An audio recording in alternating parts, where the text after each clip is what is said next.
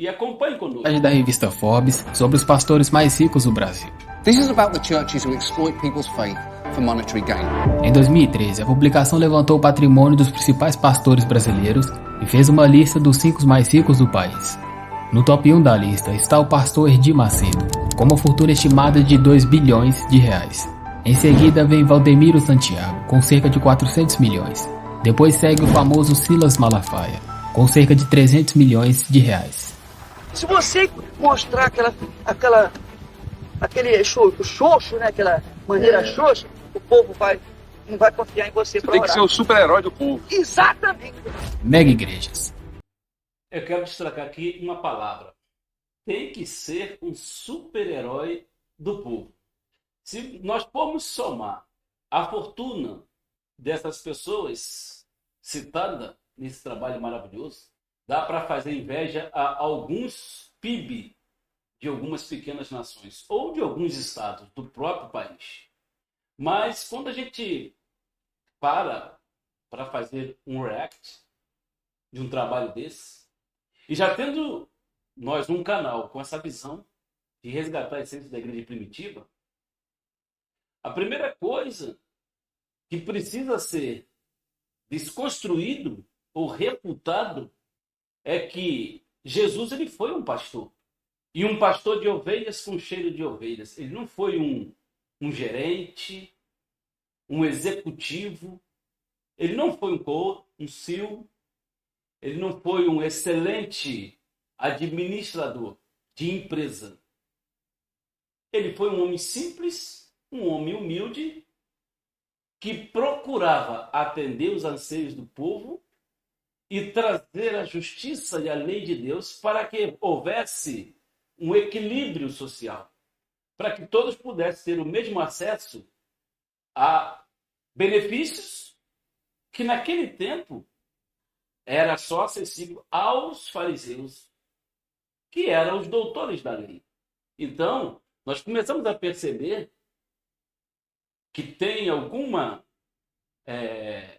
ligação e alguma lógica natural do período de Jesus com atualmente dentro do Evangelho da Prosperidade e que nós estamos vendo. Até pouco tempo atrás eu nunca tinha ouvido falar sobre esse termo, ou a polêmica teologia da prosperidade, que também é conhecida como Evangelho da Prosperidade. Porém, depois de um longo caminho pesquisando sobre eles, eu observei um buraco que se estende não só pelo Brasil, mas pelo mundo inteiro, onde há muito mais desses famosos pregadores multimilionários do que a maioria de nós conhecemos. You said that you don't like to fly commercial because you don't want to get into a tube with a bunch of demons. Do you really believe that human beings are demons? No, I do not. And don't you ever say I did. We wrestle not with flesh and blood, but principalities and powers. O conceito de mega igreja geralmente se define como uma congregação regular de pelo menos 2.000 membros. Muitas vezes são lideradas.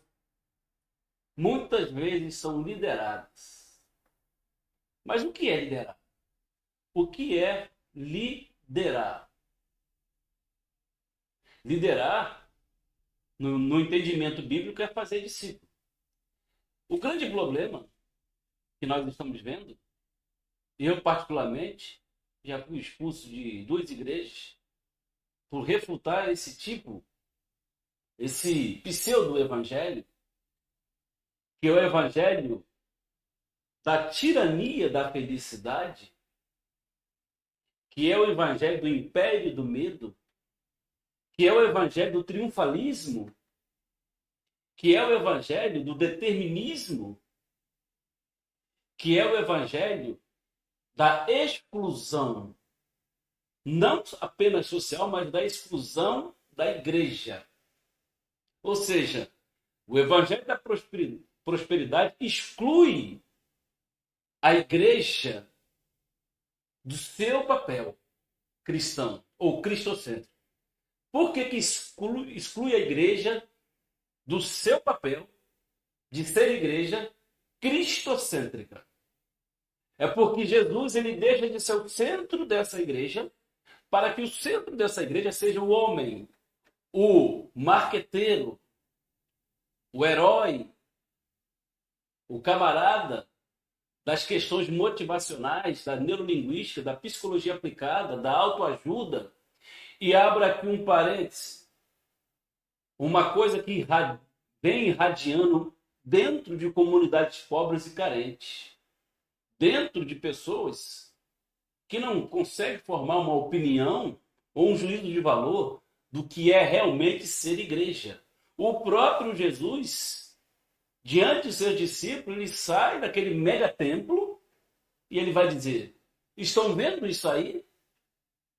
Essa maravilha que vocês levaram muito tempo para construir? Em 3 dias eu vou derribar tudo isso e vou construir um novo templo. Ou seja, Deus não habita em templos feitos por mão de homens, quanto mais em megatemplo. Então, muitas dessas pessoas abusaram da boa-fé, mas de uma boa-fé dentre comunidades carentes, necessitadas e que passa por um problema de injustiça social. Então, é muito oportunismo fazer o politicamente correto dentro de uma igreja dizendo ser evangelho.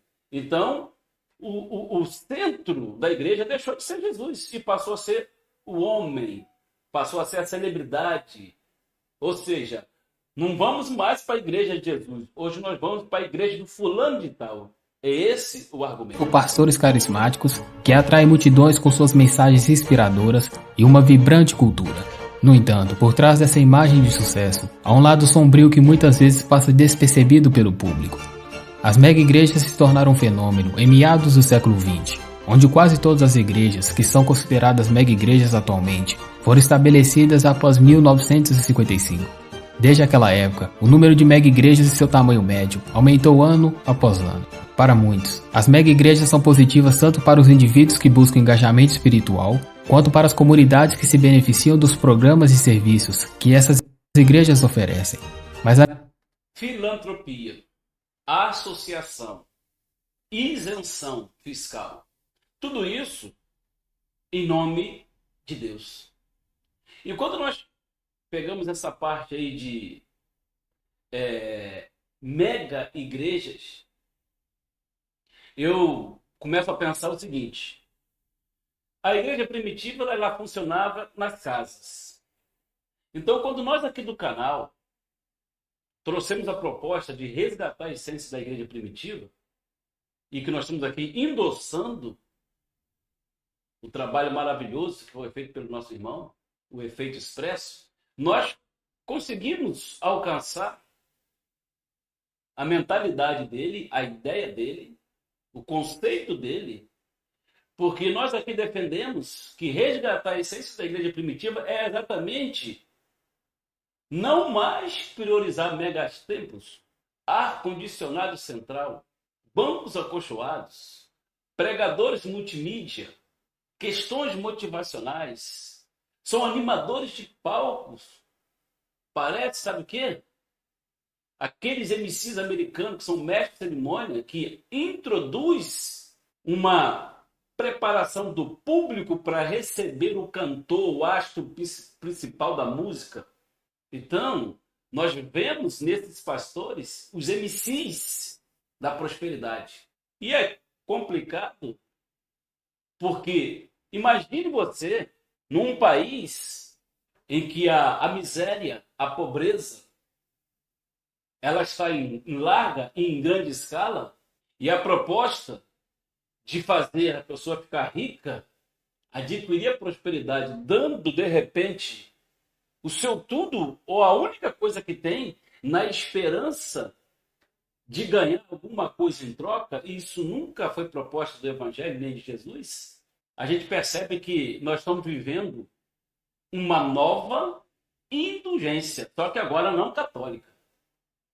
Nós estamos vivendo um período da indulgência evangélica da prosperidade. O próprio Lutero vai para as ruas, vira mesa, repudia a exigência das indulgências em nome de Deus e da religião. E o que nós estamos vivendo hoje nesse documentário maravilhoso é que o Evangelho da Prosperidade nada mais é de que uma nova edição de indulgência dentro da religião, usado até por uma boa-fé ingênua de um povo carente, miserável, e que por trás disso existem marqueteiros, agência de publicidade, psicologia aplicada para trabalhar a mente desse povo no uso da neurolinguística, palavras de efeito, promessas que Deus não fez, e nós já estamos cansados de dizer isso aqui no canal. Por exemplo, vem buscar seu carro zero. Deus vai te dar uma casa própria.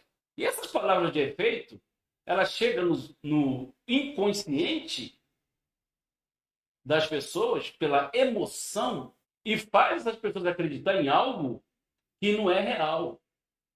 Então, nesse documentário, nós vamos aqui trazer duas coisas. As possibilidades são variáveis para eu ter prosperidade. Mas a realidade, para eu ter prosperidade, ela não é variável. Ela é constante. Sabe qual é a realidade? A realidade é que para eu ter prosperidade, para você ter prosperidade, você não tem que pegar seu dinheiro, ou seu único, ou seu tudo, e colocar na mão do seu herói. A realidade constante é que você tem que trabalhar duro para você ter prosperidade, para você ter sua casa, comprar seu carro zero, para você ter uma vida estável. Não precisa ser rico, mas pelo menos ter uma vida financeira equilibrada, satisfatória e confortável, mesmo sabendo que o próprio evangelho não é confortável, a vida não é confortável. Então nós estamos vivendo um período, ou um novo período de indulgência. E indulgência pior do que o período da Igreja Católica medieval.